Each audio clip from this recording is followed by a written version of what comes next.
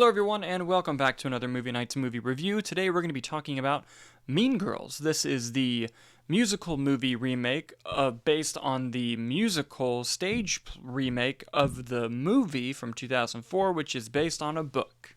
Yes. This film was directed by Samantha, Jayne, and Arturo Perez Jr., and is written by Tina Fey, who's been involved in nearly every iteration except the book. Diving into the review, I thought that this film was a pleasant surprise. I didn't love all of the marketing all that much, and I didn't really have high expectations going into it, but I will say, at the end of the day, I walked away thinking it was a really fun and quite funny movie. Now, is it going to be the certified classic that the original Mean Girls movie is? No, but I don't think it needed to be either. And while the film isn't perfect, which I'll get into, the film also does a lot right, which I'll start with. First off, Angourie is an incredible actress. Ever since The Nice Guys, I've been following her career, and she really gets a chance to shine in this movie, and it's very well deserved. She does an excellent job playing Cady, or Cady, of course, and I will say the dynamic between Cady, Janis, and Damian was actually amazing. Like, you really felt the camaraderie between those three, and I thought every single one of those actors did a magnificent job.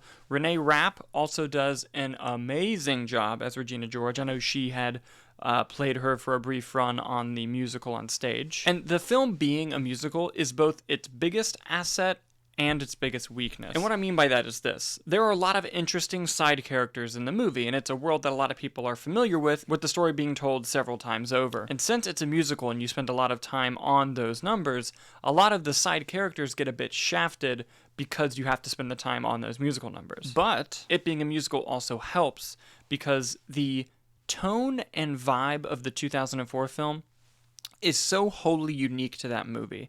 It is a stamp that can never really be replicated or touched. And this film does not try to have the same tone or feel as that film. It does pay homage in several ways, some really fun, surprising ways, but it never tries to be that film. It definitely tries to be its own film, and it being a musical is definitely an indication of that. And most of the musical numbers work.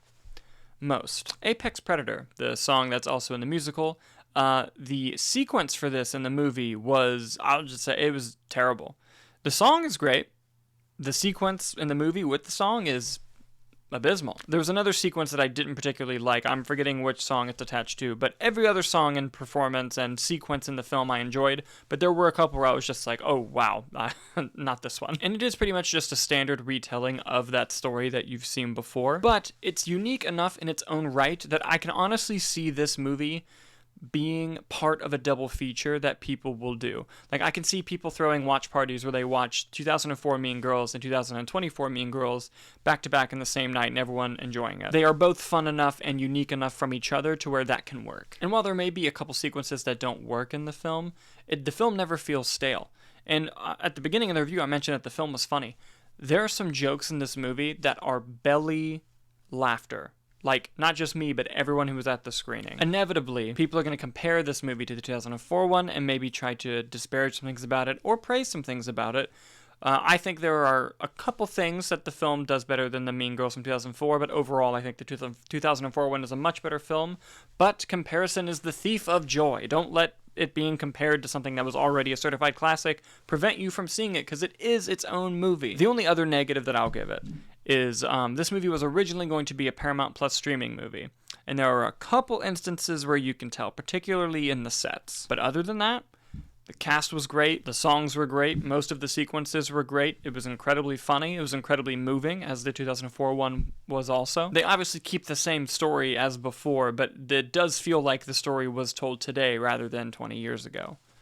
Oh my god, that was 20 years ago. Ultimately, while it is a familiar story, and the movie does have a couple missteps along the way, it's a very fun, very enjoyable movie that has moments of heart and great performances. And honestly, I might go watch it again. I don't anticipate it being in like the top 10 or 20 films of the year or anything like that, but movies don't have to be. They can just be good. And this one is. But once you guys see the movie, what did you think about it? I'd love to hear your thoughts in the comments below. As always, thank you guys so much for watching, and we'll see you on the next review.